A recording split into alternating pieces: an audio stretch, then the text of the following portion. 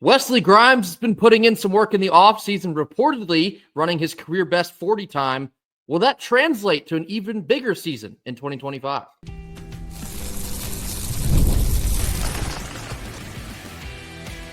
You are Locked On Wolfpack, your daily podcast on the NC State Wolfpack, part of the Locked On Podcast Network, your team every day. What's up, Wolfpack Nation? It's time to get locked in with Locked On. Thanks for making Locked On Wolfpack your first listen each and every day. We are free and available wherever you get your podcasts and on YouTube, part of the Locked On Podcast Network, your team every day. This Saturday episode is brought to you by FanDuel. Right now, new customers can sign up today, bet just $5, and you can get $150 back in bonus bets if that first $5 bet wins. Head on over to FanDuel.com in order to get started today. Happy Saturday to you all. Special Saturday episode. As always, I'm Grayson Boone, joined by former Wolfpack defensive tackle Kenton Gibbs. We spoke about Noah Rogers on Friday, got a lot of good responses about some expectations for Rogers. We're now going to transition on into Wesley Grimes. Wesley Grimes is presumably going to be wide receiver 2. I expect an uptick in both targets, receptions, receiving yards, and touchdowns for Wesley Grimes as well. Before we get into our expectations for Grimes this year, Kenton, what were some of your lasting takeaways from Grimes last year? I mean, first of all, I appreciate him using my voice in his edit, which, was when I was calling him a playmaker supreme. He's a freak. He is, though. He is that type of guy, and he is a guy who could stretch the field vertically. He can make plays with the ball in his hand. And more importantly than anything else, you always need that guy who can stretch the field vertically. You always need that guy that's like, hey, we cannot. Going single high against him is a tough ask unless you're giving a very substantial cushion. So I think that's the exciting part about him, because he makes those zones a little bit bigger. He makes you adjust your spacing a lot. So I think that, Wesley Grimes is a guy that I'm not going to be surprised at all seeing him make more big plays this fall. The same could be said about virtually all the wide receivers last year. I guess not named Kevin Concepcion, but we wanted to see more of him. We wanted to see more of Wesley Grimes. Only had 24 catches in the entirety of last year's season. That feels like basically nothing. And when you did get him, in large part, we saw great hands, great route running, adjustments, and coming back to the football, trying to help out a freshman quarterback of CJ Bailey. He felt like a very steady wide receiver that, with an uptick in opportunity and targets, he could give you better results. And I think, or at least I hope, that will be the story of his 2025 season. Real quick, looking back at his stats from last year, like I just told you, 24 receptions, 319 yards, just one touchdown. And that was another guy that we were waiting all year. Like, when are we going to get Wesley Grimes in the end zone? When are we going to get Noah Rogers in the end zone? When are we going to get Justin Joly in the end zone? And it took until, I believe it was the Duke game for Wesley Grimes, that tiptoe, I guess if you want to call it that, tiptoe catch in the very corner of the end zone at a time where we needed to score. Somewhat of a model of consistency. We just never got enough of him to prove as such. Yeah, and at the end of the day, this is a guy that has experience. He's going to be the elder statesman in the room, period. I believe this is his last year of eligibility with Dakari Collins exiting. It's just him. He's the only guy that has played multiple meaningful years of college football in that room. It's a very talented wide receiver room. It's also a very young room. Noah Rogers, who's presumably your wide receiver 1, how many years has he played? Just one. Keenan Jackson. 1. Terrell Anderson. 1. Who's next in line behind him in terms of years played? And when you talk about meaningful football and guys who are going to be in a rotation, Paylor, who has been used primarily at running back, still just 1. And technically, I believe it's technically 0. I'm pretty sure. Not even 1, yeah.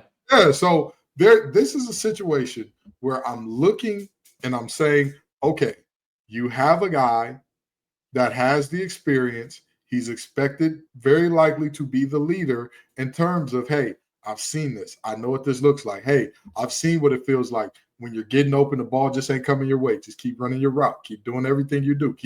Everything you do should be sold exactly the same, all that type of stuff. So I'm looking to him to be a leader in more ways than one this year. I think my biggest intrigue for Wesley Grimes this year is that speed. And it really took a lot of us by surprise. A couple weeks ago before ACC kickoff, there's a report that came out that he ran a 4.24 laser timed 40. We've had that confirmed with some sources inside the program. That's legit. He ran a 4.24. We also said that that's not exactly game speed because that's without all the equipment, the helmet, the whole 9 yards. But regardless, that's moving. And if he can run that quickly, pretty consistently in pads, that's a guy that you have to be able to take off the top of the secondary with. And when we're looking to transition some of the offense, a lot of people think it might be more of an air raid type offense this year. I still think it'll be fairly balanced with a guy like Hollywood Smothers. But if you're looking to throw more and you have a more experienced CJ Bailey, my intrigue is how can you use a guy like Wesley Grimes to get behind the defense and open up the entire field?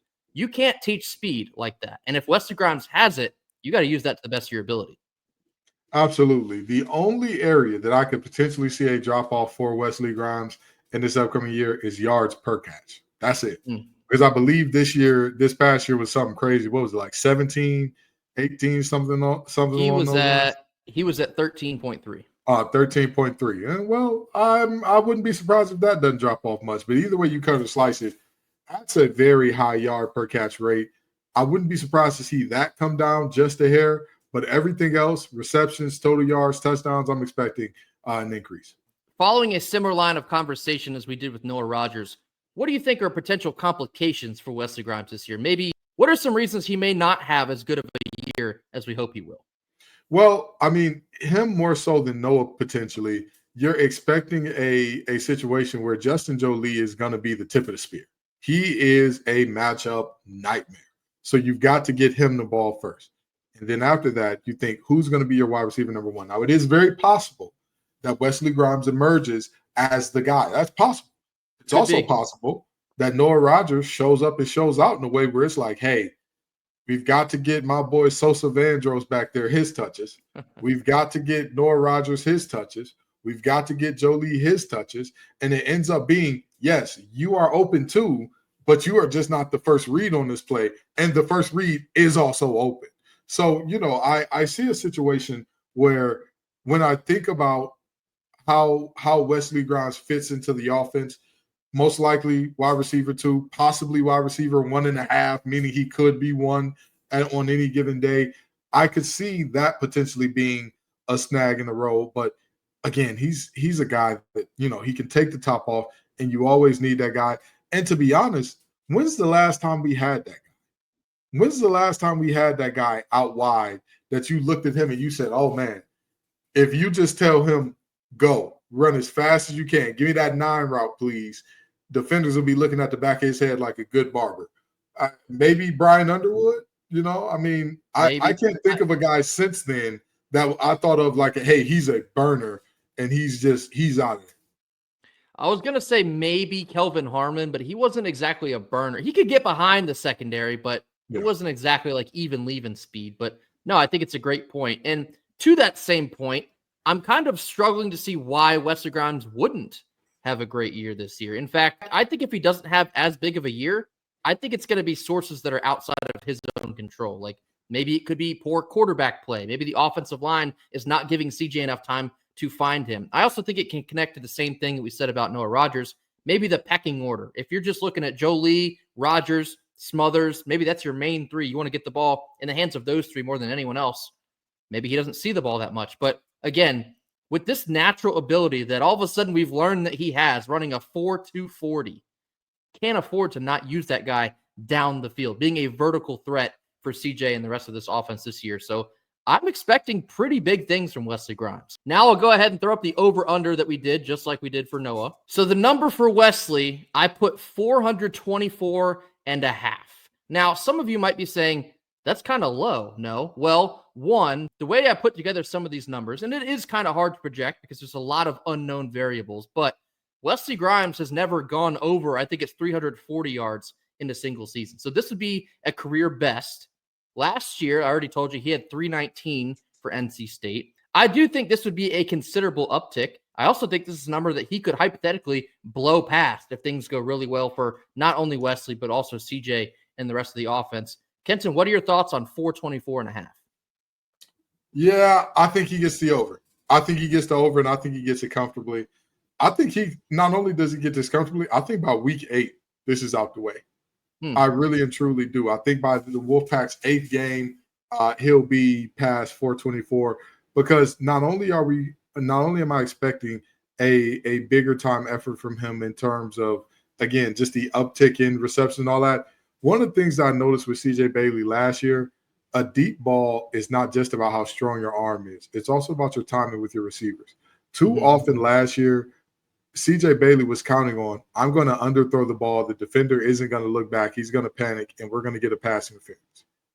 I think with a full offseason of knowing, okay, this is where Wesley's going to be. This is where Wes is going to be on these deep routes, on these, deep posts and goals and all that. This is where I know he's going to be because I know him now and he knows me. He knows where I'm going to put that thing. I think that a guy like Wesley Grimes greatly contributes from a full off season with CJ Bailey as your starter. He goes over 424 or 425 easy. I do think this is a number that's pretty easily passable. Of course, a lot of things do have to go right. It's kind of funny, though, because we talked about the average yards per catch, which might go down with both an increase in targets and receptions. What I find interesting is that if he does have that home run speed, last year in 24, the longest reception he had all year was only 30 yards. If you get a 30 plus, like let's say it's a bomb against, I don't know, Campbell, he catches like a 70-yard bomb.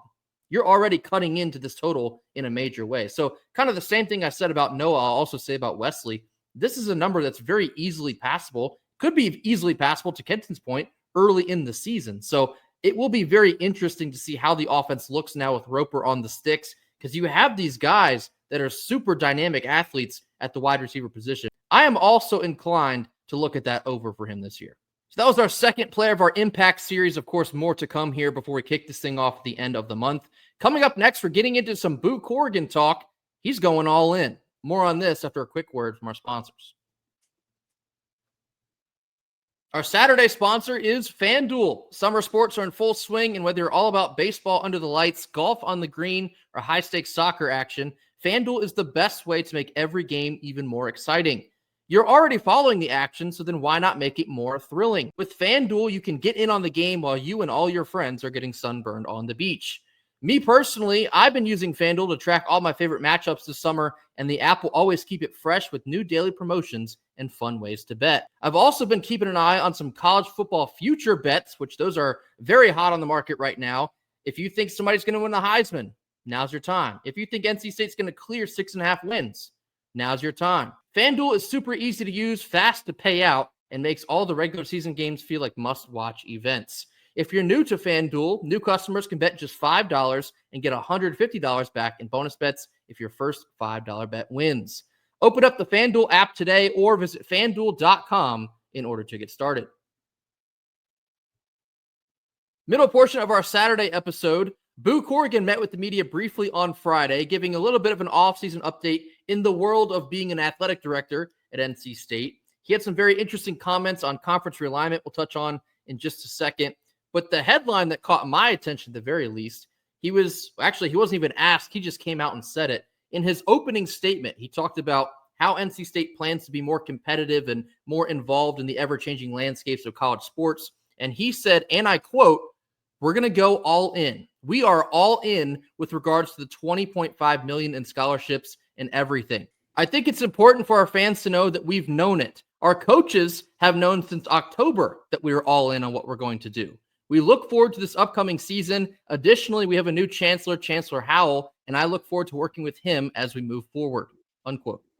Kenton, Boo Corrigan says NC State is going all in. This is regards to the rev share. Each of the P4 schools get $20.5-ish million this season for revenue sharing, and NC State plans to use the full extent of it. How important is this for NC State moving forward? Boo Corrigan been listening to those Creed edits on TikTok. That's what it is. He's coming out feeling like swinging. He's coming out with that exuberance and that excitement. But very seriously, this is what you need to compete, and this is why I keep saying that NC State does not have the resources is blasphemous. To say that we don't have the resources to be a perennial powerhouse, I can get behind that. I'm not going to disagree with you there. I don't live in a constant state of delusion. But to say that we do not have the resources to once every blue moon be a team that pops and gets us 10, gets us 11, gets us, one of those big time years. That to me is, that's a level of tomfoolery which I won't stand for. This is a university. This is a city in terms of Raleigh. This is a team that is all in. This has been the standard and the belief and the support for this team for a while. This is not just Kevin Howell is a former wrestler, therefore he's more in the athletics than Chancellor Woodson was. Chancellor Woodson gave all of the resources that he feasibly could to create a winner here. So I'm looking at this and I'm saying to myself, I'm excited to see it. I'm excited that we know we're all in. So that way there's no misgivings. There's no trepidation. There's no, well, wait, what? Do we have the money? Do we have the ends? Do we have the greenbacks, the Skrilla to kind of be amongst the upper middle teams or amongst the upper echelon? Yes, is the resounding answer that Boo Corrigan is giving. Boo Corrigan, before we proceed any further, take a bow. Take a bow, Boo Corrigan, because you are on a heater, and he intends to stay on that heater. He's doing the exact thing that NC State needs to be doing in order to stay competitive in this ever-changing landscape. Because what's interesting, Kenton already noted it to you, NC State was never broke. We never had no resources to pour into our programs. I think in large part, the administrative support and plan, maybe that did not match what we're trying to do successfully in being aggressive on the athletic playing field. I think now you have Boo Corrigan as your AD. Well, we've had him now for a couple of years. You also have Chancellor Howell as your new chancellor. I don't think it's a coincidence that you're seeing NC State be more aggressive in the athletic space now since we've gotten a new chancellor. And I think that's a trend that you will see continue, because we all saw when Will Wade was hired, millions of dollars just, boom, fell out of the sky. But here's the thing, it didn't exactly fall out of the sky. We've had money. NC State has just struggled a little bit to pick a firm direction to follow and stand 10 toes, 20 toes, 50,000 toes behind. I think they're starting to wake up a little bit and know what way they want to go. And so using the full extent of the revenue share, all $20.5 million, you got to do it, because the most competitive schools that you're going to be up against, they're going to do it too. You're going to see the Dirty Foot Club. They're going to do it. Clemson, Florida State, Louisville, like all of your top competition in and out of the ACC conference, they're going to do it. And if NC State doesn't, that's how you get left behind. That's just the world we live in now. And so Boo Corrigan doing what he's supposed to be doing, it's just another mark that he deserves more respect than he was getting all along. And that was maybe one of my most consistent takes that I said a couple years ago. He does a much better job than he gets credit for at NC State. The Will Wade hire, going all in now. We'll see what else he has to do in terms of hires down the road. But this is a great sign that NC State is serious about being serious in sports. Speaking of being serious about sports, I want to talk to a potential booster for a second here. We've got the Wendell Murphy Center. Shout out to the Murphy family. I've met Wendell Murphy, great guy. We've got the Close King Indoor. Shout out to the Close King family. I've heard that one of the members of that family watches this show. Hey, appreciate you. Salute. But old Jimmy, Mr. Goodnight, if you will. Come on. I'm all for supporting STEM initiatives. I'm all for supporting education. You know what would help support education? A winning football team. If you don't believe me, watch the U Part 1 or Part 2 30 for 30s. Both generations of players all said, it was so strange once we start winning all these games, all these big buildings and research facilities went up. You give it, hey, Mr. Goodnight, you're a wonderful businessman. Okay, SAS has done very well for itself. You know what I mean? But all I'm saying is, you give a quarter here to get $1 back in that educational infrastructure later. I think that's a good deal. I can't remember which family the athletic director position is named after, but that's named after somebody too. Hey, Jim, get your name in on some of these naming rights. Put your bid in. Do your little 1-2 for this team, because I'm gonna I'm going to tell you, I want to see this team be in a position to compete. But in all seriousness, actually, that plea to Jim Goodnight was very serious. So, Jim, you want to call me. But what is very clear and what needs to be known here is what Grayson put in all caps. If you cannot see the screen, it says Boo Corrigan going all in. All in is in all caps. This is what we need to be as Wolfpack fans. I get it. Doran has been here for forever and a day. When I came to this university, I had a firm hairline and waves. I am bald now. I get it. Bright-eyed, bushy-tailed, that kid, long gone. But the reality is, if we do supply with the resources, at least we can say we tried. Last year, you know why everybody said that season was a disappointment, but people weren't mad about it? Because at least we tried. The effort was there. Nobody can say, hey, NC State sat on their hands and said, well, whatever falls to us in the portal falls to us, and we'll be all right with that. So the energy's there. The money's there. Keep it going. Let's keep this thing rolling in the right direction. You can't go over it. You can't go around it. The only way for NC State is to push through. And so Boo Corrigan, the rest of the athletic staff, choosing to go all in, be aggressive as the NC State Wolfpack. That is the only way that you can moving forward. Second part of some of his comments, he was also asked about conference realignment. And I mean, he basically said the exact answer you would think he'd give, that NC State is committed to being in the ACC. However, he also noted that they are surveying the landscape, quote unquote. How does that read to you, Kenton? Well, it reads to me as he's doing his due diligence. He's doing his job as an athletic director. An athletic director's job is not to be beholden to any conference. An athletic director's job is to be beholden to your university. I want to put my university in the best position possible. ACC be damned. With all due respect, we all know the ACC, objectively speaking, has not done right by NC State for quite some time. Right. We all know, please don't look up the last names of the commissioner who was over the ACC when the Raycom deal was struck, or who shared his last name at Raycom. Don't look that up. It won't be important. And don't look up where that guy played his college football. Again, not important. You'd never believe it. Those things, very unimportant. But the reality is, we've seen it. We've seen graphics of all the players in the ACC who got drafted. And somehow, some Banner, or not even Banner University, but one of the original members got left off. Their players weren't included on that graphic. We've seen time and time again the ACC do things that doesn't exactly pass the snuff in terms of NC State. So I'm not going to sit here and say that the ACC has been good to us. They've been great to us, and we're devastated to potentially leave. I don't want to burn that bridge and say, oh, this conference is a backwater, you-know-what hole, and we can't stay here for any longer. I'm not going to say that, but I'm going to say Boo Corrigan is doing his due diligence, and it's very exciting now to see NC State seemingly be pushed as one of the bigger brands in the ACC. Right. He'd be lying to both himself and every single Wolfpack fan near and far if he got up there and said, we love the ACC. We're here in the ACC for the long haul. We're not looking elsewhere. We are an ACC member, and that is and what it will be.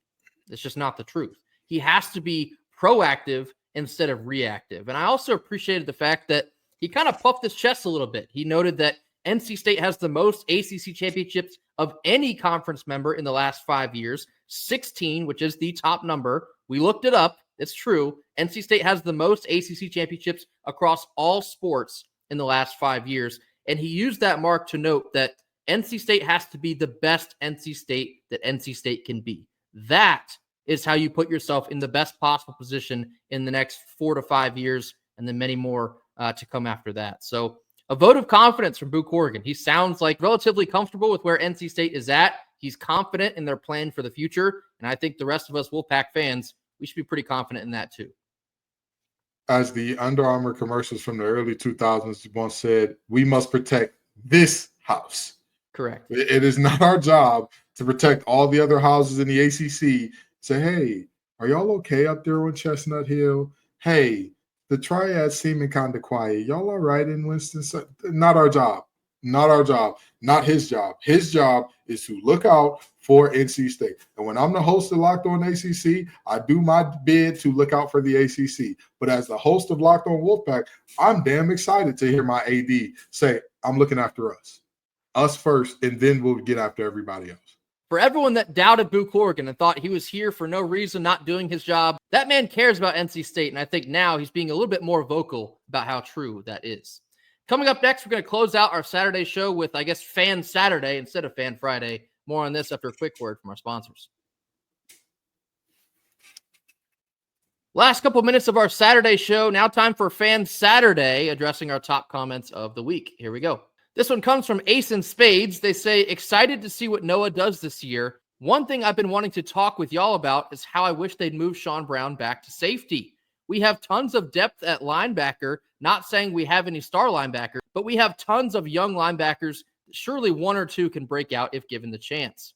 There's so many more questions at DB and safety. You know what you'll get from Sean. He's a great player, but he's undersized at linebacker.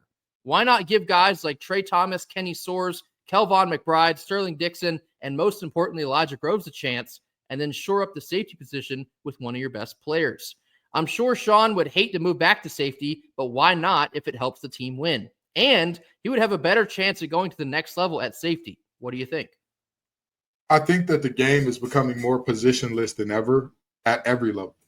And I think with what we look at with this kind of 3-4, 4-2-5 hybrid that Elliott brings, he could definitely be, I believe, what's referred to as the rover, where, you know, he plays that position that's in between the linebacker and the safety. Sometimes has linebacker duty, sometimes takes a safety.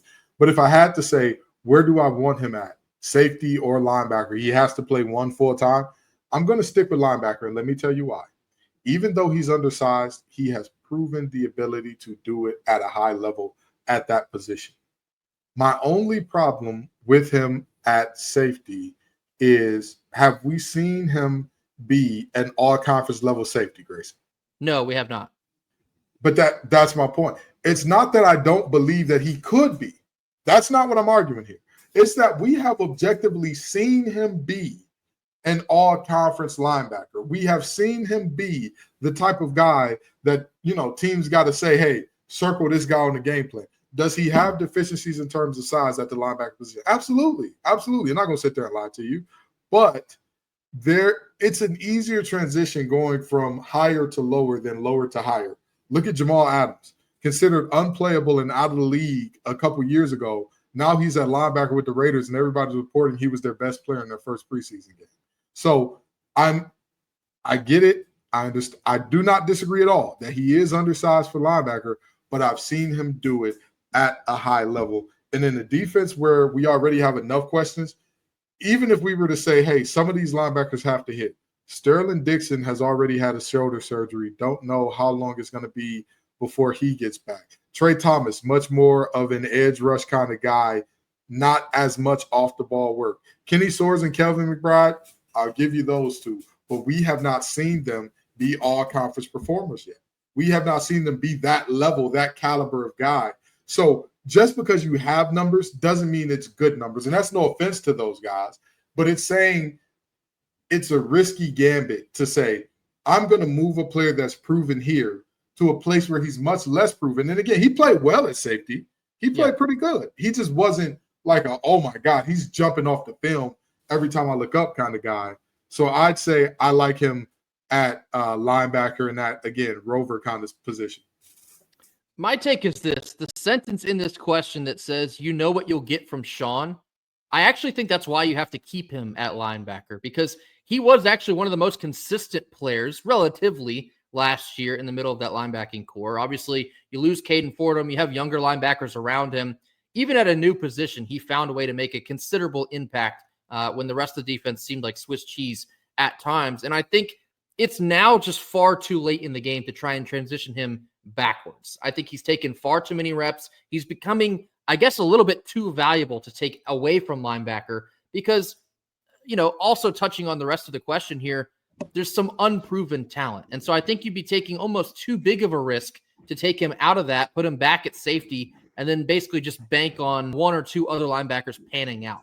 Because what if they don't pan out? And then you're dealing with some of the same struggles you saw last year. You can't get off the field on third down. You're getting sliced and diced on the ground. Can't stop a run to save your life. Then it's like, well, what was it really worth? You move Sean Brown back, and he's still a great player. Yes, he's going to make plays regardless of where you put him, but I think he has to stay at linebacker at this point in time. We had that conversation, I think, very shortly after last season ended. We toyed with the idea of moving him back, but I believe he is at linebacker to stay. I think that's the right move, and I think he's lining up for a pretty decent year. Second and last one here on Saturday. This one comes from Derek Nipper. He says, guys, if winning ball games is what it takes to get out of the mediocre stigma, what do you recommend the program does to achieve that? Doran has done a good job bringing about a better product, but it feels like it's plateaued, maybe even regressed a little. Your thoughts? Ooh, this is a tough one. But I'm going to say they're already doing it to an extent. The idea for me, if I'm Boo Corrigan and I'm saying, what do I need to do to truly get up there in that rarefied air? I'm telling Doran and I'm telling the fan base, I'm telling everybody, we're going to do the 2-year push. What does that mean? I need everybody to flood this program with resources for 2 years. Give me 730 days. That's all I need. And if in those 2 years, that would push Doran to year, 15? Yep. In those 2 years, if we cannot get 10 wins or an ACC championship appearance, we are going to move on from Doran. And I know some people would look at that as harsh, but the 2-year push would be predicated on us breaking off a certain amount of NIL as well. To, again, the idea is not we're going to outpace the top spenders. That's not the idea. But the idea is I'm going to have you resourced to the gills, to where if your argument is we don't have resources, I can easily show you, hey, this team finished ahead of you with less. This team finished ahead of you with less. We gave you 2 years and all the resources the coach could ask for, at NC State at least, and this is what we get. I would say give 2 years and say, hey, listen, at the end of these 2 years, if it ain't working out, we're not going to fire you, but you go ahead and retire. We have a handshake agreement. You take maybe a year or two off, or maybe we move you to a special advisor role, and then we go from there. But the reality is all in is all in is all in. And all in means mediocre ain't enough. And I get it. Coach Keese was slightly below mediocre outside of that Final Four round. That's the reality. Slightly below mediocre, which is going to earn you a fire. Absolutely. Dave Doran has kept this team about average, maybe slightly above average. But at the same time, if the thought is I'm doing something radical for winning, then you have to do something radical for winning. You cannot do something radical for winning by doing the same thing that's always been done. So I would say fans, coaching staff, team, everybody, 2 years. Give me your best, most focused, most locked in, most charitable 2 years.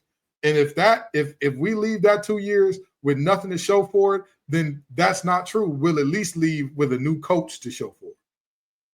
It is a little bit of a difficult question to answer, being that none of us really have the answer, because if we did, we would have solved this by now. But zooming out of NC State for just a second, how you break loose of the mediocre stigma, you win a championship. You get to a consistent point where you can compete for your conference title, maybe get the CFP, maybe even compete on a national scale. That's how you level out of being mediocre. You're seen as, wow, that program's consistently in the mix for a championship, regardless of who they have and where they're going. We know that they're going to be at the end of the year playing for a championship. That is break out of the stigma. And obviously NC State is not there yet. So zooming back in to NC State, and I guess I'll say specifically for Doran here, piggybacking off of Kenton, for Doran, you got to get to Charlotte. And not just get to Charlotte, you have to win in Charlotte. That's how you break loose of the mediocre stigma. Now, do I think that's going to happen this year? No. Do I think it be hypothetically happening next year? I don't know. That depends on the resources and, the buy-in, to Kenton's point. Outside of even Doran, I think for NC State to break loose of a mediocre stigma, I'll be honest, I think you need a new life. You need a new energy, a new coaching staff. That feels like where this is headed because we are in year 13. You're looking at a 6.5 over-under total. So that means people really don't know what you are. They're expecting mediocrity. To me, it just feels like we're angling toward a point where the only way for NC State football to break loose of a mediocre stigma, you just got to blow it up. And I'm not saying fire Dorn right this second because the season's about to start. So we'll see about how that goes. But we've reached a point after 13 years, you know what you got. You've seen the ceiling. We have a relative good idea where the floor is too. And we're just kind of sitting right in the middle of that right now. So I think if NC State's going to break loose, you're going to need change. So we'll see how that plays out here over the course of the 2025 season. We did it last year. I don't think anybody can argue.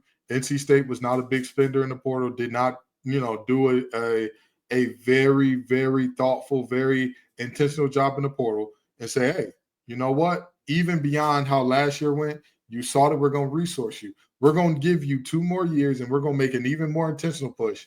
And again, if you can prove in those 2 years, if you can prove in year 14, an old dog has learned new tricks. I've done things that you've never seen done before. All means, come on, stay on in the door. But the expectation and the level is the level. And to me, no coach would get more than 4 years without meeting the level. If my level is I need 10 wins, I need championships, I need that, then that's just the level. And I'm okay with turning over every 4 to 5 until I find it. I'm okay with it. But just know that's going to be a lot of down years. There's going to be a lot of years that had you stuck with mediocre, you would have had 6 or 7 where instead you're going to see potentially, well, actually, no, there's the portal now. So you don't even have to deal with, oh, these are my guys. Go get your guys. Yeah, every 4 to 5. If you can't get that done, if you can't reach the level that I'm expecting with me resourcing you, how these other schools being resourced, you got to skedaddle. That will do it for us here on Saturday. As always, thank you all so much for joining us. Be sure to hit that like button. Drop your comments in the comment box. Give us your thoughts on Wesley Grimes here in 2025. What are your expectations for him this season? Will he level up? Will he be the fastest wide receiver on the team and rewarded for such in the end zone? If so, let us know in the comment section. Tell us your thoughts on Boo Corrigan and NC State going all in with the full extent of the revenue share, $20.5 million. Very good for the Wolfpack moving forward. Anything else you have on your mind, drop that in the comment box as well. We will have a Sunday episode for you as well. We're still playing catch up. So again, thank you for joining us here. We'll see y'all tomorrow. And until then, go Pack. Go Pack.